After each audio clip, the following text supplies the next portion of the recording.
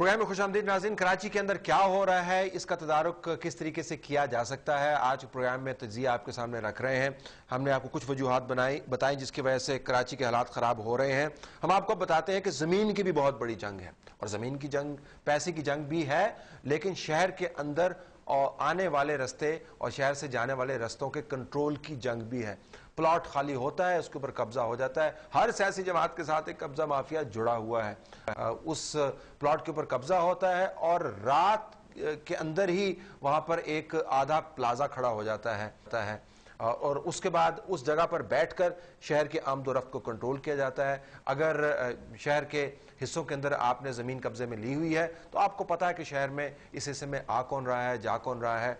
अगवा करने वालों से लेकर और भत्ताखोरी तक ज़मीन के ऊपर जो कब्जा है वो बहुत बड़ा एक बैटल ग्राउंड बन गया है। और गैंग्स जो हैं, जो पूरी तरह इक्विप्ड हैं इन प्लॉटों के पीछे, इस ज़मीन के पीछे एक दूसरे को मार रहे हैं और बीच में शहरी भी लुकमा अजल बन रहे हैं। इसके साथ साथ नाज़रीन, ज़मीन की जंग के साथ साथ हम आपको ये भी बताता चले कि शायद ही दुनिया में कोई ऐसा शहर हो जिसके अंदर असले की ऐसी फरावानी हो जो कराची में पिछले 4 से 5 साल में हमने देखी, और पिछले 2 साल के अंदर तो पीक किया है। हम उन शहरों को निकाल देते हैं जिनके अंदर जंगो कताल है, जिसमें अफगानिस्तान के शहर हैं, जिसके अंदर लिबिया के शहर हैं, जिसके अंदर नेटो वाले जो हैं वो बाकायदा असला फेंक रहे हैं।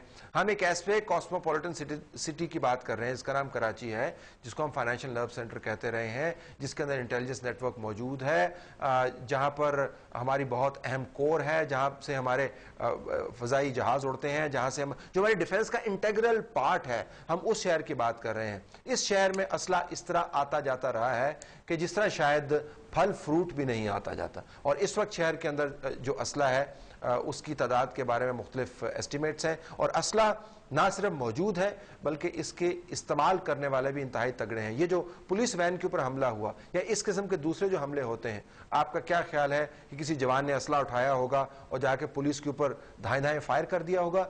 ये जो ट्रेनिंग है कि असले को इस्तेमाल किस तरह करना है, मूविंग व्हीकल को टारगेट किस तरीके से करना है, सिंगल बुलेट हिट आपने किस तरीके से करना है, मोटरसाइकिल चला रहे हैं, गाड़ी वाला जा रहा है, दोनों स्पीड पर हैं, आप कत्ल किस तरीके से करते हैं, बाकायदा टारगेट ट्रेनिंग सेंटर्स बने हुए हैं। ना सिर्फ असले की फरावानी है बल्कि तमाम ग्रुप्स के पास टारगेट करने की जगह भी मौजूद है। पूरा का पूरा नेटवर्क है। And I am just wondering कि क्या ये सिक्योरिटी फोर्सेस को नजर नहीं आता। बहरहाल वो एक अलहदा बहस है।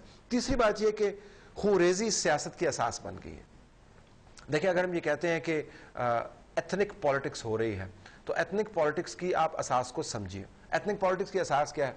जितनी डेड बॉडीज गिरेंगी उतनी ही एथनिक बेस स्ट्रांग होगी। जितने शोहदा आपके पास होंगे उतना ज्यादा एथनिक स्ट्रांग होल्ड आपका बढ़ेगा। आप उन घरों में वापस जाकर उनकी सियासी सिंपैथीज जो है वो हासिल कर पाएंगे। और मैं सिर्फ कराची की बात नहीं कर रहा, दुनिया में जहां पर भी एक पिरोकियल एथनिक पॉलिटिक्स हुई है उसकी बुनियाद ये हुई है कि खून जो है उससे वो सियासत सेंची जाती है। तो खूनरेजी की सियासत जो है वो कराची का एक हिस्सा बन गई है। हम आपको 10वीं वजह यह भी बताएं, और मैंने एक जगह पे ये लिखा भी है कि अगर पुलिस का शोबा जो है वो बेहतर हो जाए तो शायद कराची के हालात तब्दील हो सकते हैं और पुलिस के जरिए बड़े बड़े क्राइम जो है कंट्रोल कर सकते हैं। लंदन के हंगामे हमने रिपोर्ट किए हैं, वहां से पुलिस के जरिए उन्होंने कंट्रोल किया, लेकिन वो पुलिस नहीं जो कराची की पुलिस है, जहां पर हर थाने के अंदर पुलिस वाला जो बैठा हुआ है उसकी एक एथनिक एफिलिएशन है, इसकी क्वालिफिकेशन नहीं है, वो गैंग्स के साथ एसोसिएटेड है, या उनसे पैसे लेता है या उनको पैसे और डाके मारने में मदद देता है, और उसको पता है कि कौन किस जगह पर बैठा हुआ है, लेकिन सियासी तौर पर एथनिकली वो इतना एफिलिएटेड है कि इन लोगों के साथ वो मिलकर जुर्म करता है लेकिन रोकता नहीं है। Police has become completely dysfunctional. Rangers के पास इंफॉर्मेशन इंटेलिजेंस की नहीं है, वो ऑपरेट नहीं कर सकते। लिहाजा जो लॉ इन्फोर्समेंट एजेंसीज हैं, जब हम ये स्टेटमेंट सुनते हैं कि जिनको सड़कों पर डाल दें तो कुछ हो जाएगा, इन लॉ इन्फोर्समेंट एजेंसीज की इन हालत के साथ मामलात जो है वो दुरुस्त नहीं होंगे। पुलिस का शोबा जो है वो इंतहाई काबिले रहम हालत है उसकी, और जब वैन के ऊपर हमला हुआ आगे से जिस किस्म का रिस्पॉन्स है वो आपके सामने ही है। ये प्रोफेशनल फोर्स जो है उस मयार पर पूरी नहीं उतरती इन हालात के अंदर। मैं सबकी बात नहीं कर रहा, बहुत अच्छे लोग भी हैं और वो ड्यूटीज़ देते हैं अपनी जान को हथेली पर रखकर, लेकिन मैं सारे इंस्टीट्यूशंस की बात कर रहा हूँ। इस इंस्टीट्यूशन में इस वक्त ये जान नहीं है, इसको आपको मैसिवली रिफॉर्म करना होगा।